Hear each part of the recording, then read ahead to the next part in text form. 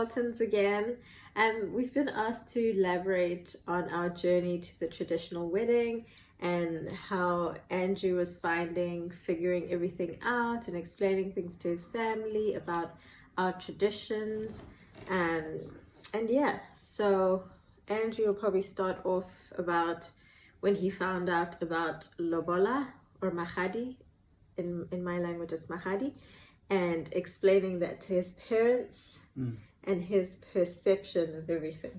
So lobola was all new to me. Obviously we don't have that in the UK, so it was a bit unexpected, but Mante had mentioned it once or twice before in the past, briefly.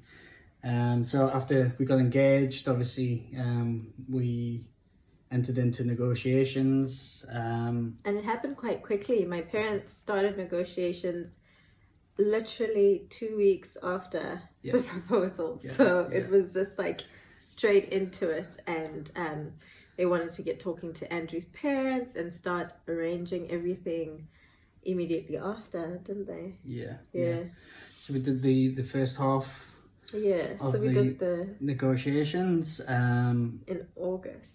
Yeah, August. We got engaged in the July. Yeah, so we got engaged in July, and then in August, the first round of negotiations were already done. And because Andrew's parents are in the UK and my parents are in South Africa, they had to arrange for a delegation to go and do the initial negotiations on their behalf. Yeah. So we had another family, well, 3 different families that stood in place for Andrew's parents and on behalf of him. And basically they just communicated via messages and video calls to just get everything together. Yeah. So how was the journey for you? You're not saying much. Yeah, it was interesting. It was interesting. It was all new to me, but I went into the negotiations with an open mind. I obviously have to embrace the culture, and it was a fantastic experience to be involved in. It can be pretty stressful as well, not knowing what's going to happen next, unexpected turns, but it was good. It was good. Yeah, it was a nice experience to have, and I'm glad that it's all sorted now and we were able to get married, and we had the blessings of both families and the representatives to go ahead and get married. It was good. It was good. Yeah. And going into it, I didn't really know how everything is done either. So my parents don't really tell me. I don't think they really tell the bride what happens. So all communication was sort of just above our heads. They would communicate directly with Andrew's parents or with their delegation, and they handled everything from then on. So it was very confusing, to be honest. We don't really know many of the details. We didn't even know many of the details until it was happening. Yes. So from our part, now we know, I guess, what happens, but we weren't really that involved, so we're not that knowledgeable when it comes to the correct procedure when it comes to mahadi. We know that there's a negotiation, we know there's an exchange, but in terms of how each party approaches the other party, that was heavily guided by my parents, because obviously Andrew came from a different culture, so they had to take a totally different approach. What was great about Andrew and his family is that they were just willing to respect our culture and our traditions, whether they understood them or not. It wasn't a factor. It was just something that Andrew thought was important to do, to respect my parents, and that's something that I really appreciate, that you didn't really question it too heavily. No, it's something you have to do if you want to be accepted by the family and embrace the culture. And I'm so glad I did it, because it's such a fantastic culture and an experience to go through. Obviously in the UK we don't do anything like that. You get engaged and you have the marriage, the wedding ceremony, but there's no negotiations in between. I mean, I probably know a little bit more about it than you, because on the wedding day, when we landed in South Africa, on the actual wedding day, I was involved with the parties coming together and finalising negotiations when you were off getting ready. So on the traditional wedding. So it was interesting, and we forgot a couple of things. We were going to bring, but your family were really helpful, accommodating, and they understood that obviously this may happen because we've never experienced or have any knowledge of this kind of negotiations. So yeah. So what he's touching on is when we arrived in South Africa for our proper traditional wedding and finalization of negotiations. When we got there, I wasn't involved yet again because the bride sort of gets put away until the family that is marrying her is ready to receive her. And Andrew and his family had a few things they needed to cover, like the men had to wear long pants, and they had to have blazers on or some sort of jacket on that's open. And they had to come with a white flag. yes. So we forgot the white flag. they forgot the white flag, and I think your dad had shorts and Yeah. no long pants. It was hot. And then there was like no jackets. Yeah. So it was hot. just like a totally different thing. So my uncle ended up borrowing them a white flag. Yeah. And he wasn't supposed to, because this is the chief uncle that's negotiating. He's supposed to sort of reject them until they find a flag. But because my family knew that this was totally new and they wouldn't know the customs, it was very easygoing. Yeah. Yeah.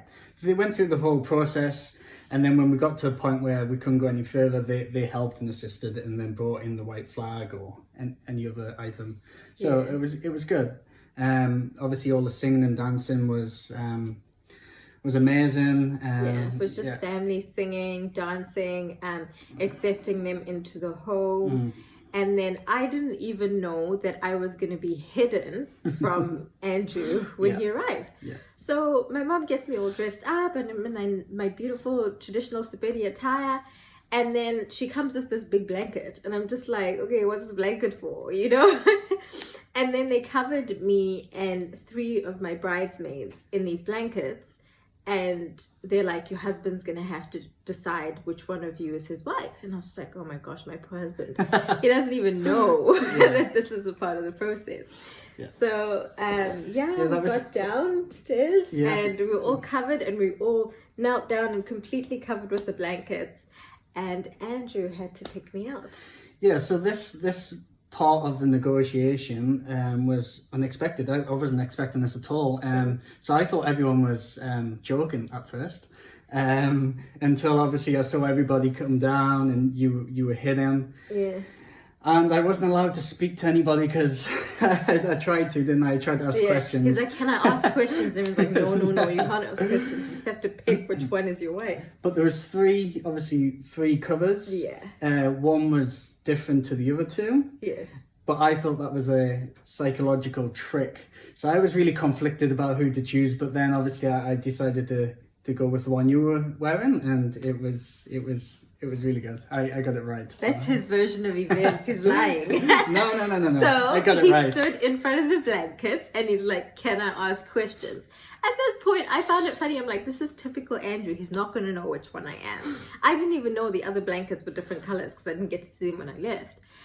So I start laughing and I'm like giggling under these covers and I'm thinking, surely everyone else is laughing. But turns out my blanket was the only one shaking from laughter. So that's how you figured it out. Yeah. All deliberate. It was such a plan. Yeah, it must have been. Yeah. But it was good. I got it correct. And obviously you got it right. We had the ceremony, the food and the speeches from the family sat around the table. And yes. It was really nice. Yeah. Really good day. And then after the nibbles at the table, we went to the venue. Yeah. And then at the venue, Andrew and I were split up. I went, first of all, when we arrived, we went together to the uncle's house. So it's you walk figuratively to your uncle's house and your auntie tells you how to take care of guests as a new bride. So they sing a song about how when you have guests in your house, you need to make sure they're fed, you need to make sure that everyone has a drink, but it's all about hospitality. So it's teaching you how things are done in your uncle's house and how you will do things in your own house. And then after that, I sat down with all the women, and the woman gave me advice about how to be a bride in a happy marriage. And these are all married women's secrets, so I can't tell you anything more than that.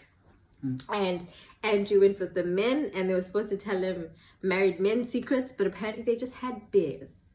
So there's not much we can share on his experience. My mom said they were going to ask him to build a house out of sticks.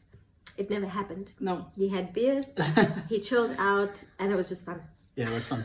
There was lots of dancing, Yeah. singing. We had all the traditional food, which was interesting because, again, it was a slightly different diet to what I'm used to, but I embraced it and gave it a go. Yeah. And it was a great day. Yeah. Great day all around. It was a great It was great to see so many people, so many family members, obviously people who I'd never met before, just welcome me into the family and welcome me into the culture. And it was a special day, one I will always remember.